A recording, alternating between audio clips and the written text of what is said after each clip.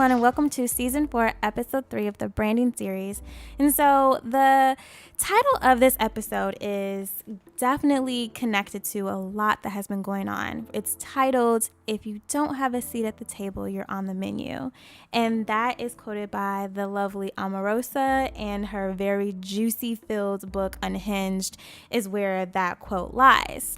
And so we're definitely going to talk about not only branding on an outward level, but today we're going to talk about branding inwardly. There's a lot of things that happen on the day-to-day basis that affects your branding. And as business owners, entrepreneurs, and even just regular people, you have to be an advocate for yourself when you are in the room and when you are not in the room. And so we're definitely going to talk about all of these things, as well as some instances where people have totally dropped the ball and that has completely changed their personal branding. So without further ado, let me introduce to you my lovely guest, Ish the singer. Wonderful. Thank you so much, Danielle. Thanks for having me. I'm so grateful to be here. So I'm Ish the singer. Well, that's my stage name. I'm a singer-songwriter and founder of Trust God and Drink Tea. So basically, it's just a place where women gather, share scriptures, and kind of just encourage each other to apply them to our life. So I believe in like you're talking about that seat at the table, where it's like, hey, you can sit with us, you can pray with us, we can sing together, and we can motivate and encourage each other through this life. So I love it. So for people that are looking to, find a tribe, how do they find your tribe? Are you online? Are you in person? Do you have maybe devotional calls? For people that really are like, yes, I need friends, I need girlfriends, I need support. Sure. Where do they go? So the devotional calls are coming. Okay.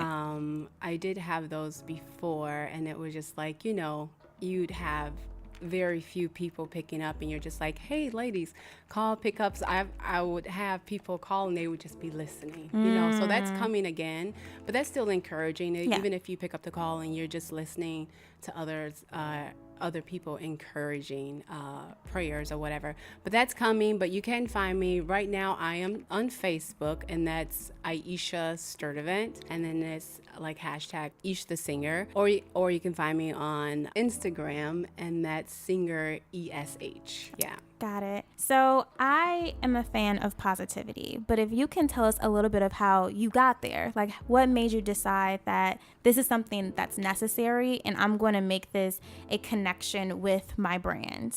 Well, my whole transition kind of started 4 years ago. So I was kind of I knew there was a change that needed to happen. I got rebaptized.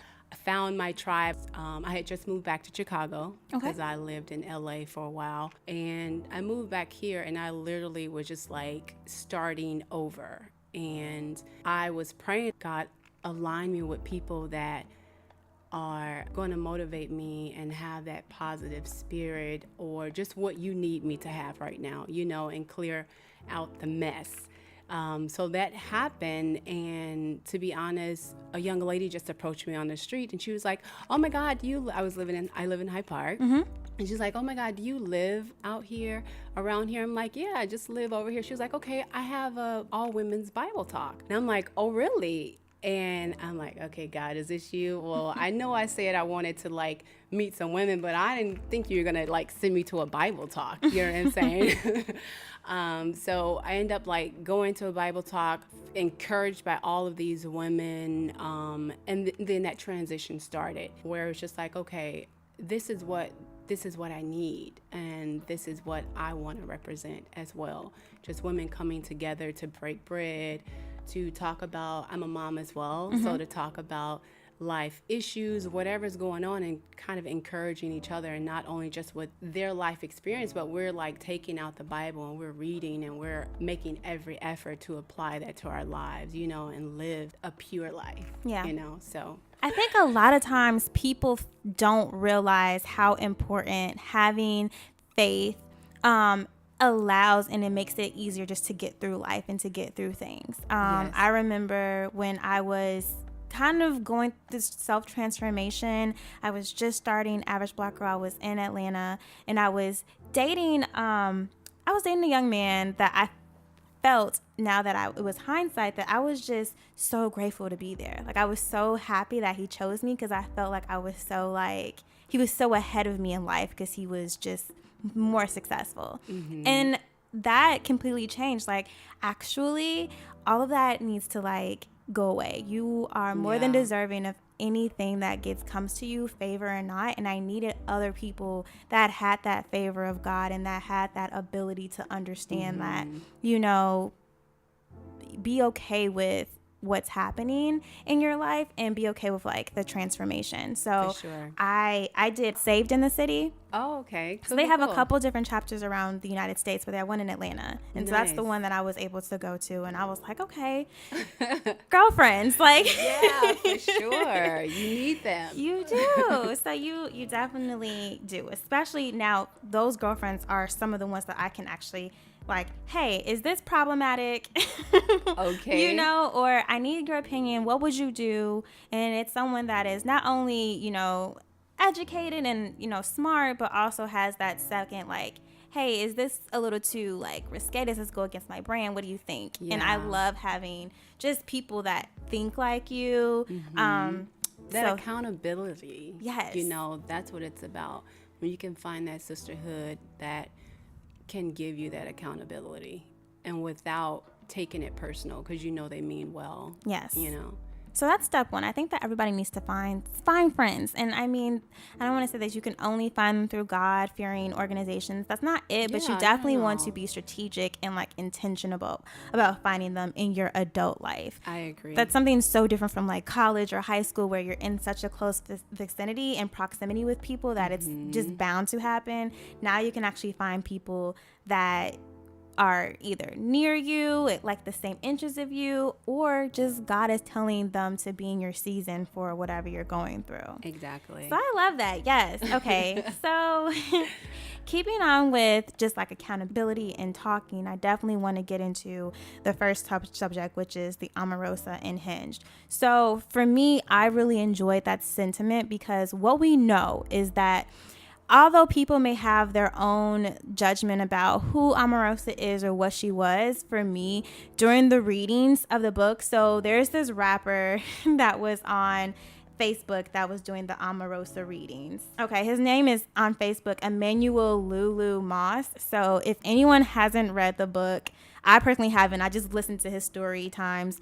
You're going to have to excuse the language, but he really dives into a political gander so that you can understand what is going on, which is so important. I think people really need to understand what's going on with politics.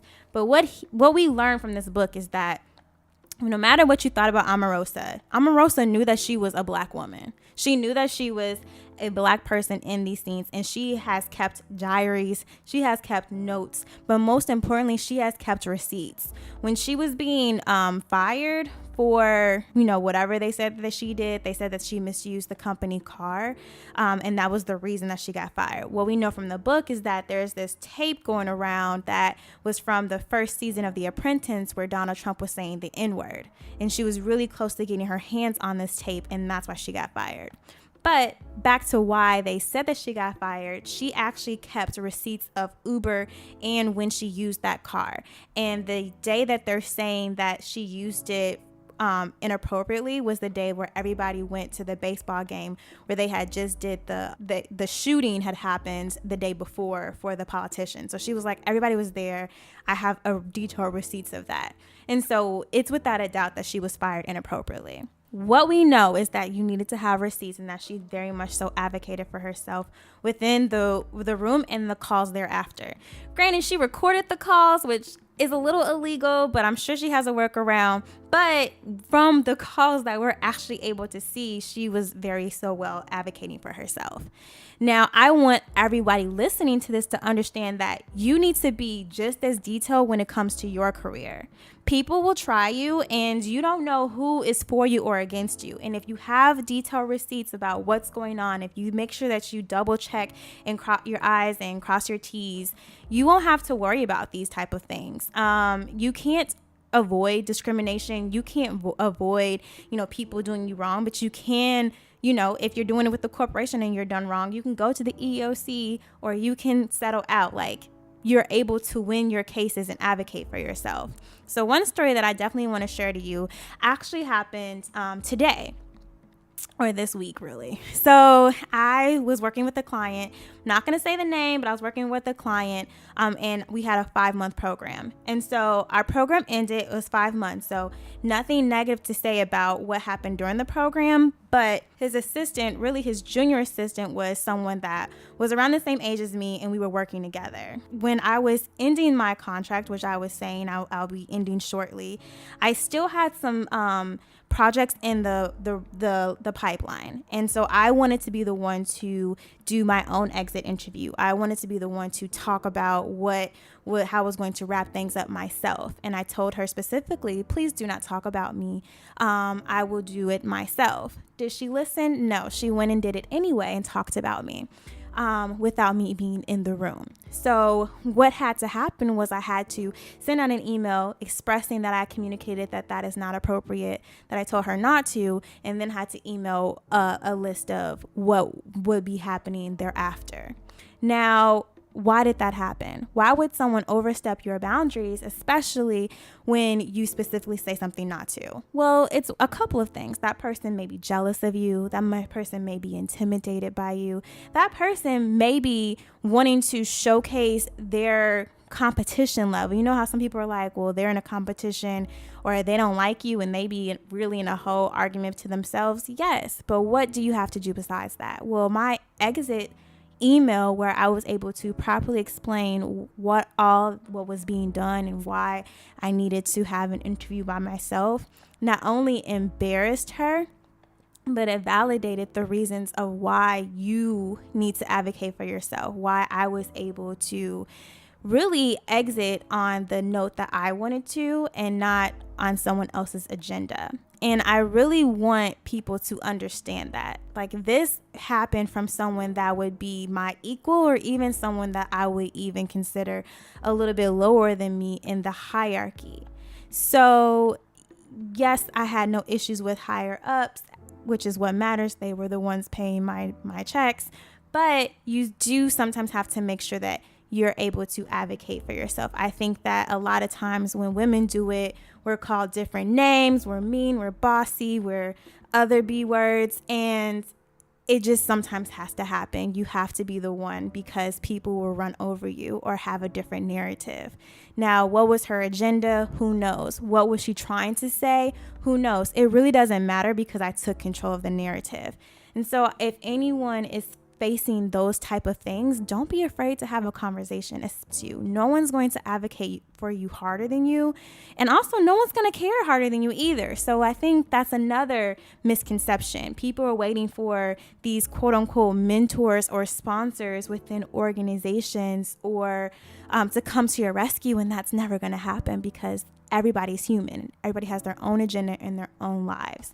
So that's something that I learned a long time ago when I was interning way back when, but this is something that I've taken with me. So yes, that's something that I definitely want to tell people. So if you could tell us how that type of mentality transfers over to people that are in the more creative space, for people that are listening that are like, okay, I think I need to do something. Can you tell a story or an example of how you need to do that for you? And for people that are listening, a lot of our listeners are potential or growing or emerging business owners, brands, and things like that. Okay, well, I would definitely say, totally agree with everything that you're saying as far as like advocating for yourself. And even when it comes to just your business, or just like even myself as an artist, you know, I'm a singer-songwriter, toured for a while with a rock band, and did American Idol at a point of time. And that was like the most stressful time of my life. Everyone wants you to work on their agenda, you know, and as artists, or you call yourself starving artists, whatever it is, you're putting just as much money into the pot and for your career than the person that you're working with as well. So advocating for yourself is super important because you can find yourself constantly chasing this dream and wanting to conform to what everyone else wants you to conform to, and you totally forget your main mission. And that happened with me, where I had to really sit back, and there was no one else coming to my rescue. I'm a mother of two. I'm like chasing my dreams. I have record deals and things like that. But at the end of the day, like, that's their money, and when it all boils down, you have to have your end goal in mind of where you want to see yourself, the people that you want to be connected to, and keep that first and foremost. Only you know what your dreams are. What about with your tea brand? So can you talk about a little bit about what you are doing with your tea brand and what you've learned with your tea brand as you're building? And okay, so with that, I am fairly new because it just started in just me opening up my home for hospitality. Okay. And just girlfriends coming over. We're like having sleepovers and just talking and drinking tea. Like, tea, it calms me, it puts me in a place where I'm just super relaxed. I'm able to have that meditation time and, just relax. So with the brand Trusting God, like I said, it's totally built off of meditation and prayer and that self-talk. And that self-talk goes into girl talk. Girls, we can talk all night. So mix that with just women, tea, and just conversation. It's really just a brand just for women to come together and just let your hair down and be yourself, with no pressure, no judgment. I'm just starting out. So on Instagram, you'll find a lot of self-talk of me, maybe sharing scriptures and what's been going on with me in corporate America. Yeah. Oh my goodness. So everything you just said. Yes. Oh my God. Yes. You're talking to me right now. I was just listening to you oh my goodness. So with the Trust God and Drink Tea, I am just stepping out and just starting to brand that and just putting that all together. We'll be curating some events more outside of my home, but I'm starting small right now. I mean, that's where we all start. I want to say Coca-Cola sold 9 bottles their first year. That's what we're taught when we start working there. So wow, look where they're at now. Okay, so the next topic that I want to talk about is people's, I guess, either past lives or people not really thinking about what they're saying because they're not a public figure yet. So the one person that I want to talk to, if anybody follows me on Facebook, you can follow me at Danielle Mitchell. That's my personal page. That is where I get a little spicy, as I would like to say. And so this week, or this actually 2 weeks ago, is where everything kind of blew the lid. So Luvvie Ajayi, which further known or more popularly known as Awesomely Luvvie, she has been ousted for having some very anti-Black American problematic tweets that have come out. And so let's first unpack on how it all started. So first of all, she got some backlash because Aretha Franklin's funeral, which is happening now, there was talks about who would be on the list. And someone had mentioned Tevin Campbell. What happened is after she mentioned it, she said that he was living under a rock and he basically shouldn't have been in the mix. And people were really upset at that. And that's not really, I feel like that's when OJ went to jail for stealing his own stuff. That's not why he went to jail. He went to jail because people were upset about the murder trial, but since they couldn't get him on that, they just got him on stealing his own stuff. So I feel like that's the same thing with Luvvie.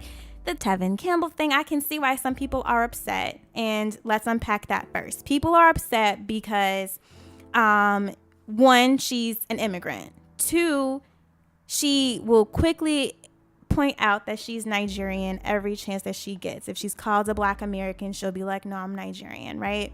So Two, Tevin Campbell is not only still alive, but people, if you don't know the history like she didn't, his career was a lot stifled because he was one of the first people to come out as being homosexual. So his career was stifled before it really, like his opportunity was stifled. Also, he was actually friends with Aretha Franklin. So it would be kind of okay for him to be mentioned. And because she didn't know any of these things, she just kind of tossed him like he was under. And I just feel like I did support her, so I do know of her Facebook Live videos and things like that. And she'll post like oldies Nigerian music. And there's just not the same reverence when it comes to African Americans and our ancestors and our history as there is for Nigerian ancestors and their ancestry.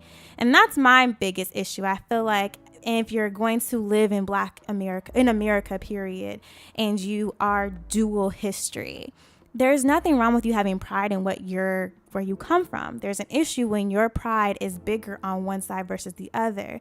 It's an even bigger issue when you put that out on a public forum. So there are many tweets where she's making fun of Kwanzaa. She's making fun of poor Black Americans. She's throwing shade at Black Americans not being free first and Haiti being free. Just things that are very problematic, especially because history shows that some Nigerians did actually sell slaves. And I'm not saying that it's her tribe. We don't know. But I just feel like that's not something that you should be over here saying. It's not appropriate. And for you to actually now be able, because of your influence, to be on panels that have to deal with activism. Who is touched most when we talk about activism? Poor Black Americans. And you think that they're beneath you. You think that their kind is beneath you. I think that it's just all very problematic because she makes her money off of Black culture. She doesn't make her money off of Nigerian movie recaps. She makes her money off of Scandal. She makes her money off of, Insecure. These are things that are happening in America. These are things that are, not happening, that have nothing to do with, Nigerian culture and things like that. And her biggest support and target is Black Americans. This is who pushed her and supported her and helped her get her rise to fame.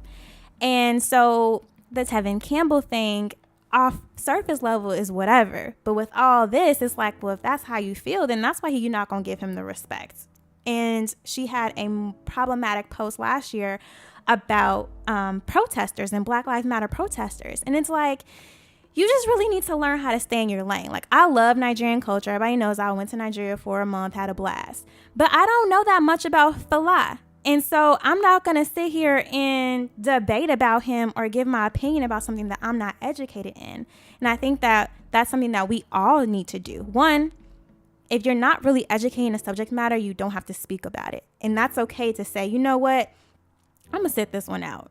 Number two, she started some of these tweets. Granted, although she was a grown woman that was college educated, that had already took her little 2 African American history classes that she loves to boast about, she wasn't where she is today.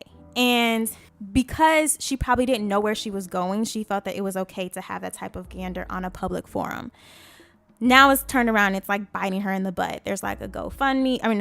There's a petition, a change.org to like have Shonda Rhimes cancel her movie deal that was already promised from her book. Like, it's a lot of things going on. And this, I don't want to say dragging, but this dragging has been going on for now 2 weeks and counting. So with that being said, I just want people to, one, if you have had a problematic Twitter because you didn't know what was going on, you may want to just cancel that whole thing and start over. 2, you really need to understand where we are as in a society. There's a lot of progress being made as far as like respectability, Black unity globally, and understanding where that you are in line for that. My personal opinion, if a white influencer will get in trouble for it, then a Black influencer shouldn't say it either.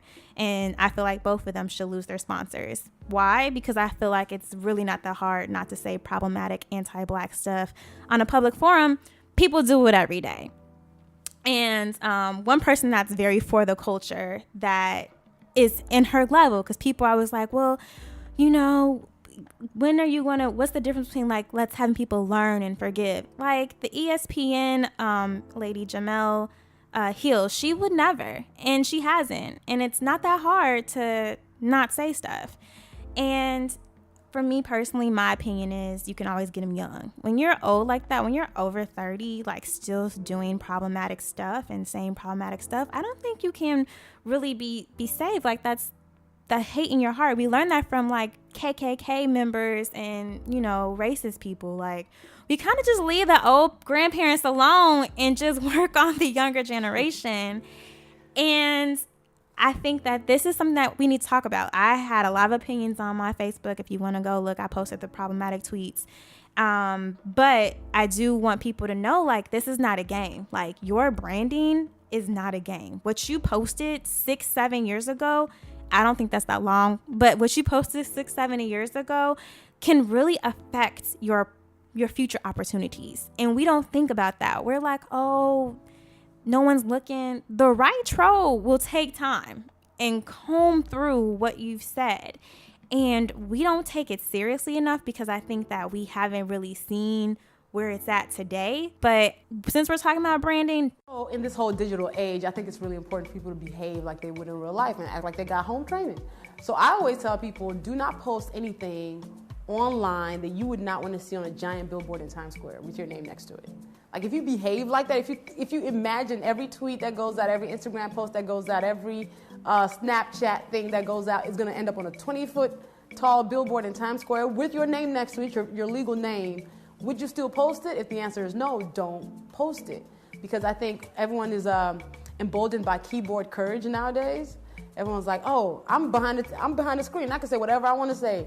There's actually real life consequences behind that stuff. People lose their jobs and lose like their admission to school, lose scholarships over what they posted online. So I always say it's best for you to behave like you would in real life on your smartphone or on your computer. So that's just, you know, the learn of the day, because this is something that I don't really see letting up anytime soon. And, you know, a real type of apology or something is going to have to happen.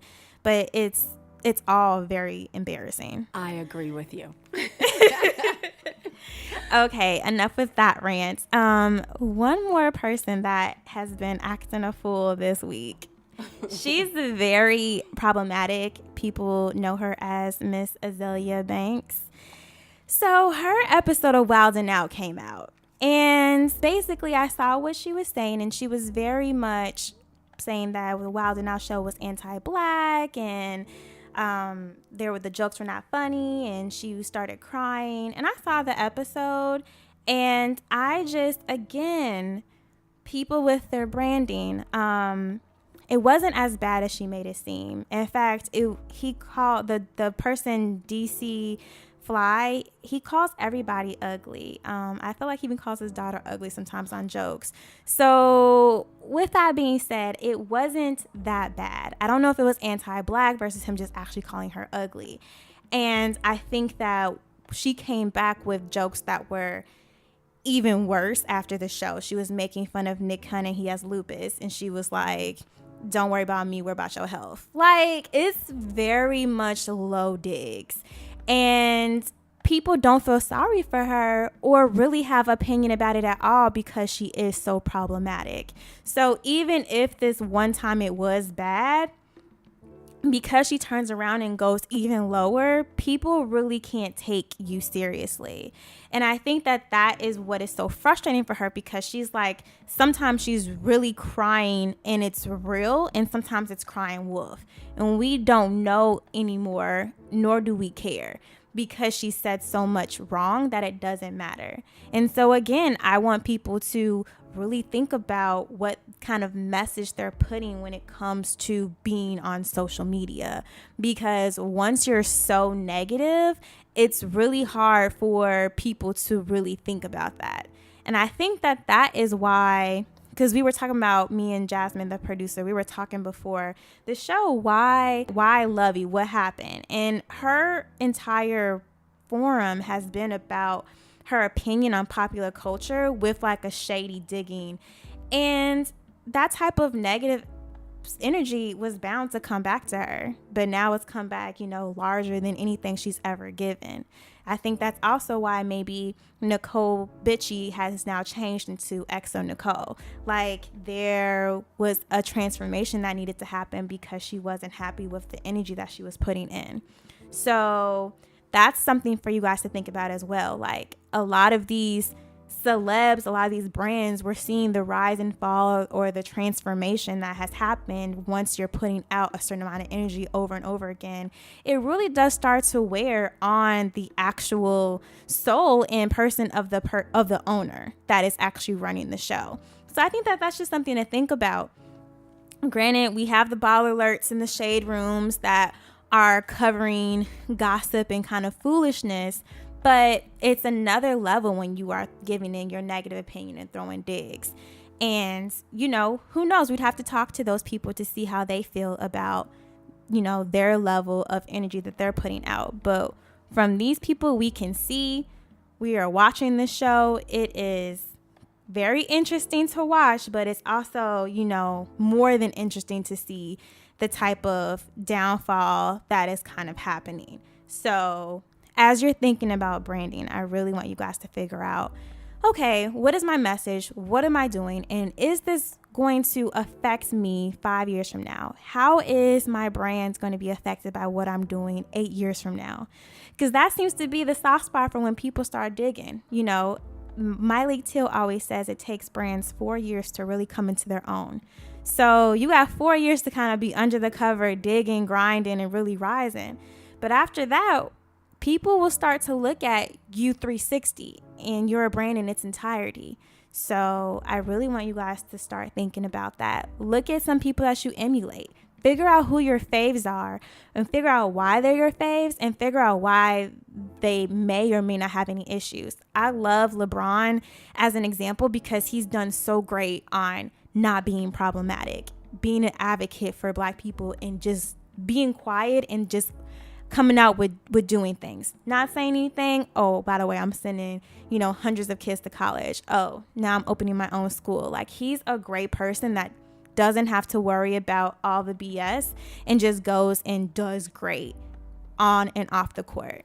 So I want more LeBrons and less craziness, but I want you guys to think about it and make your own decisions, but really start looking at these implications. Well, I love it. It's definitely the heart behind what you're doing. Yes. And the heart behind, the serving, that goes that positive and negative, and who you choose to surround yourself around. And even for me, I'm I just close everything off that's negative. That's not my brand. That's not what I'm a part of. So let me just focus my energy on this. And it takes a lot of discipline to kind of shut, even when it comes to social media, unfollow certain people, because what you listen to and what you follow, it becomes a part of you. You know what I'm saying? And it sticks to you sometimes like glue. So it's I totally believe in just hey, where's the heart? And I love just it. watching what I do, what I see, what I say, and the people I'm just surrounded around. So I love it. I love it. Well, on that note, I think that's the end of the Branding 101 season. I hope that you guys have been able to listen to all 3 episodes. We go for finding the why, going over your mission, your vision, figuring out what to do, what not to do. And this episode, we were able to give you really good examples of what happens when you don't think through your entire brand and how those implications can follow you for years and years to come. So if anyone has any questions about branding, not only do we have a Branding 101 course, but I am here to answer any of your specific one-off questions. You can reach me at Danielle@averageblackgirl.com.